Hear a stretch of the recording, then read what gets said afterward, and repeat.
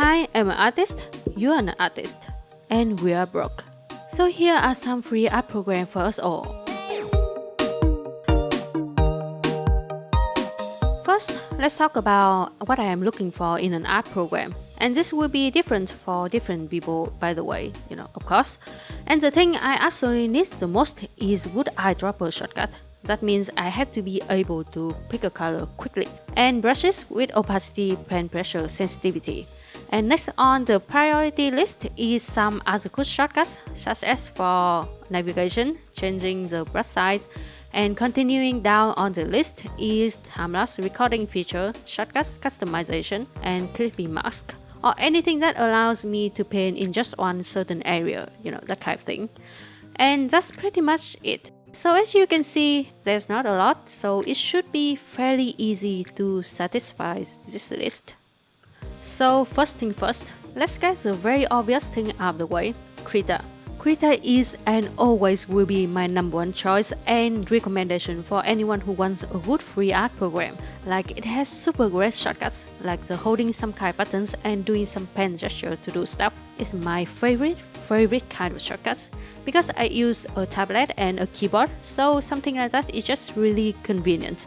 Like as you can see here, for all the things I do a lot when painting, like the navigation, the color picking, the changing brush size, I only need to use like 3 buttons on one side of the keyboard. So my left hand doesn't even have to move to switch between different shortcuts, and my right hand is free to do everything else. Like so convenient, so good, so great, so beautiful. Like me love it a lot. And of course, krita has opacity, pen pressure, sensitivity, and not only that, it also has many other brush-related settings, which to be honest, you don't really need to care about if you don't want to, because there are just so many brushes to choose from. And yes, you can download even more brushes from the internet as well. And I recommend browsing the krita forum to see if there is anything that catches your eyes.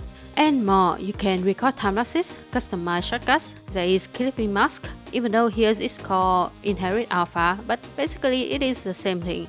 And even more, not only painting, you can also animate with krita, like the little animation in the intro was made using krita. And I mean, it's not the most sophisticated example for krita animation, but it has more to do with my skill issue rather than krita animating ability, so please keep that in mind, Anyway, krita is so good, but at the same time, I know it is quite heavy and can be quite laggy for some, so it is not the perfect choice for everyone out there, so that is the reason why this video exists. So let's start with some options that you don't have to download, and the first one here is kleki. So it has some good shortcuts for the zoom, the pen, and the eyedropper here as you can see, but it has the square bracket keys to change brush size, which are not my favorite because I'm right-handed and usually my left hand is on this side of the keyboard to do all the shortcuts, and those keys are literally on the opposite side of the keyboard, so it is very inconvenient to use, but that's okay, not a deal breaker. It has opacity, pen pressure, sensitivity, and clipping mask. Well, not exactly, but similar enough. It is the log alpha box over here. And there's no time-lapse recording and no shortcut customization, but that's not a big deal either, to be honest. And also, by the way, for the time-lapse thing, it seems like the developer does want to add it in the future, so we may have to be a little bit patient. And also, the developer is still updating the program quite frequently, so that is definitely a big plus. So as you can see here, the UI and everything is super simple, which can be both a plus and a minus point. Like you can pretty much learn the whole thing just by poking around, so it is perfect for anyone who just get into digital art.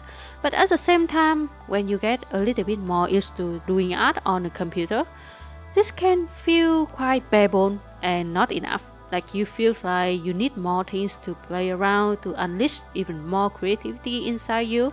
When that happens, you might want to consider the next online option, magma. So let's go over some features in here first. So the shortcuts are pretty good except for the changing brush size being the square bracket keys. I am not a big fan of these shortcuts as I just said, their position on the keyboard is just very awkward. But if you don't like it, you can just change them to something a little bit more convenient because you can customize shortcuts here, which is a very big thing considering this is something available on the web, And for details about how you can do that, you can check out my video on magma. And actually for all the program in this video, I already made one dedicated video for each of them. So if you need more information, you can check them out there. There is opacity pressure sensitivity for the brushes, which is actually a pretty new addition because it wasn't here the last time I tried the program, like about 2 months ago I think. So the team is definitely very active, always a good thing in my opinion. And there's also clipping mask, which is a downward arrow above the layers here. And the only things they don't have is the time lapse, but seems like it is something they do want to add in the future, so let's just wait. So as I just said, if kleki is too simple, then something like magma will be a lot more suitable for you because it has so many more tools and features. Like for example, the brushes, there are a lot more brushes and settings you can play around with in magma, so you can create to your full potential here. And also another very big thing for magma is that you can draw with other people, which, well, I have never done that before, but magma is still a super good art program even when you are alone, And the only thing that's lacking a little, just a little bit, is on the shortcuts department and the time-lapse department. But still a very solid choice for an art program that you don't need to download.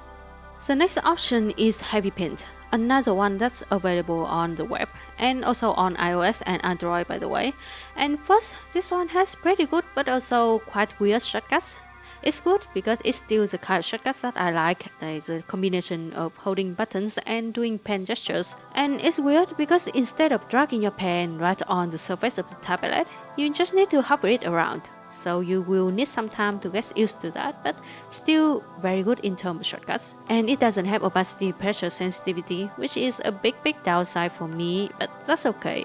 I can still manage somehow with the blending mode on the brushes. And it does have time-lapse recording and clipping mask, but no shortcut customization, which is fine. Heavypaint is the weirdest one out of all the online options here. Well, no, actually, out of all the art programs I have ever tried. Purely because of the brushes. Like I have never really seen any brushes that behave like this before, like very weird but also quite impressive. So because of that, I consider heavypaint to be something a little bit more advanced and suitable for someone who wants to seek out and challenge themselves with something different.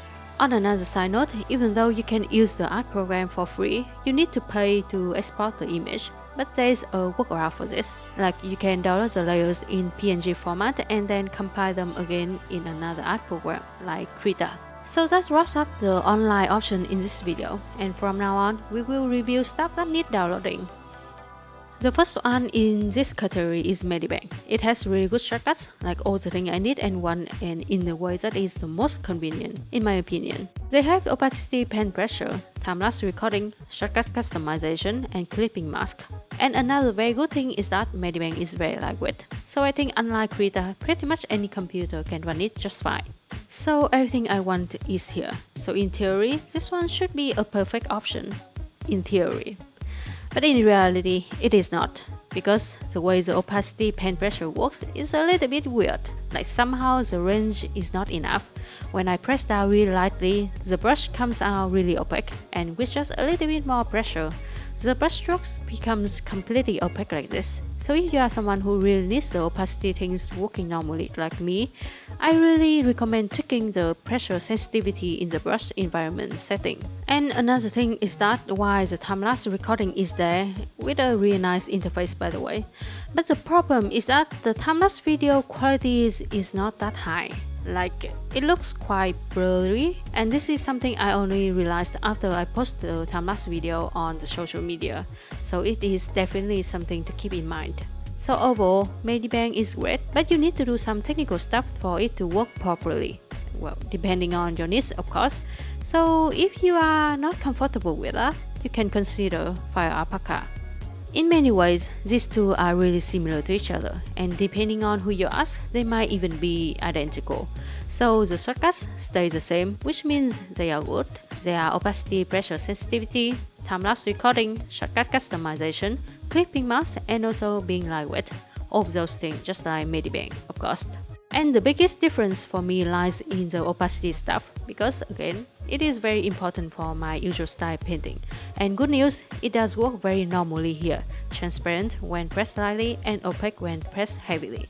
So again, for someone with a more painterly style like me, this one will be a much better option because the opacity is working fine right out of the box, so no need to adjust any technical stuff. Another thing is that the time-lapse in here is a little bit awkward because it's recorded in GIF file. So while you can convert GIF to MP4 quite easily online, it's still an additional step and not the most convenient thing ever. And also the quality is not that good either. But other than these little setbacks, I still think both firealpaca and medibang are really solid choices for an art program. So choose one depending on your preferences. And for a more detailed comparison between the two, again please check out my videos on them.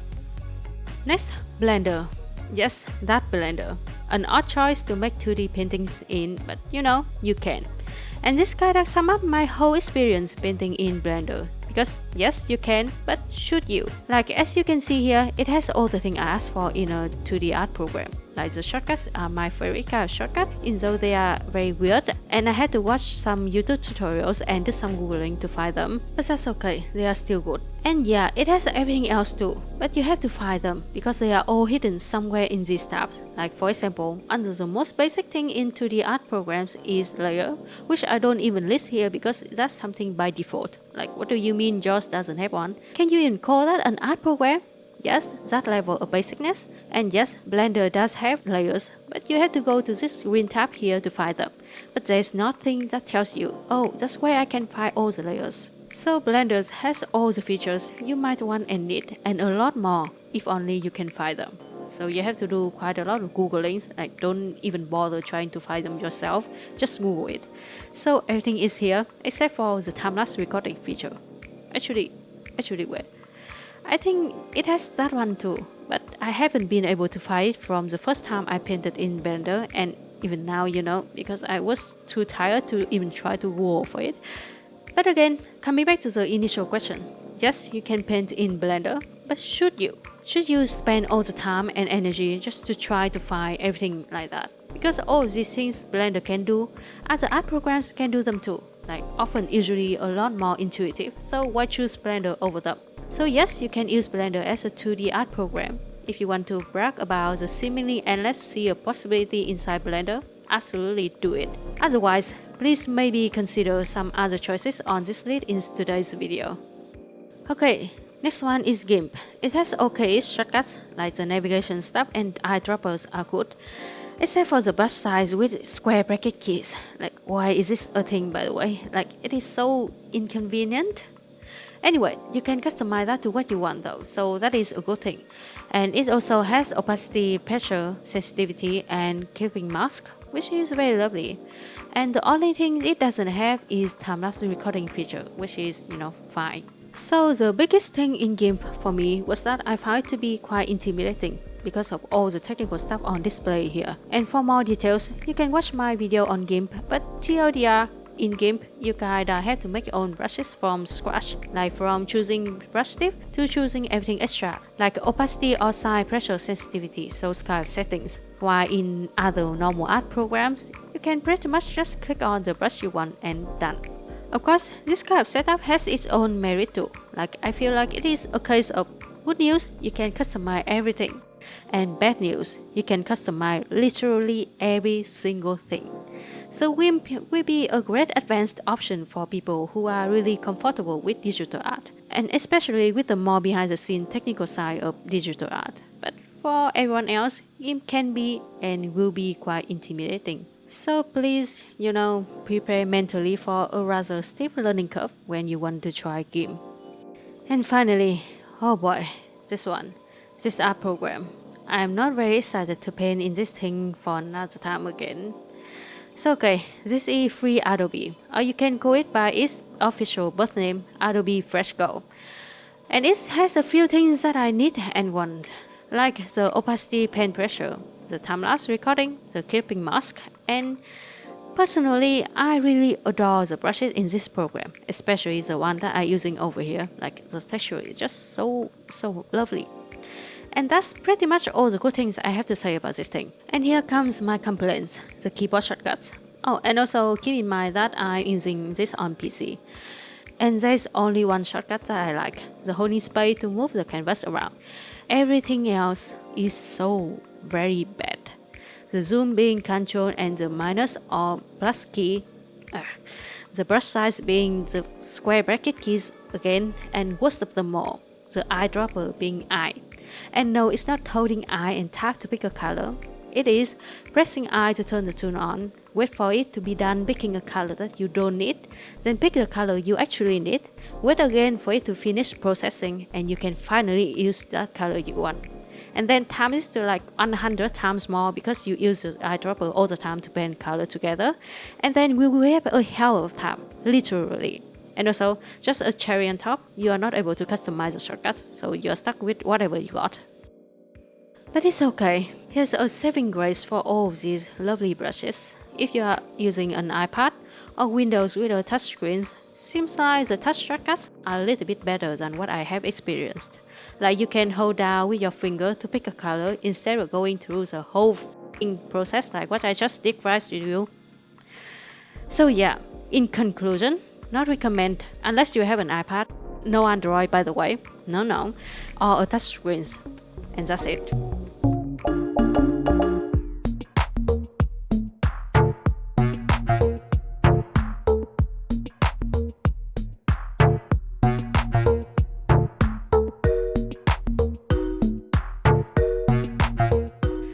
So in conclusion, if your computer can handle it, I will say please use krita. Like, I'm begging you, why are you not using krita? But if krita is way too laggy, I think your best bet will be firealpaca if you are into a more painterly style just like me. And that's pretty much it for this video. And it's long, like really long, but hopefully it will be helpful for some of you out there. And well, I mean, I'm sure it will. Like, free stuff will always be great, especially in this economy. But anyway, hope you have a great day/night ahead, and see you later.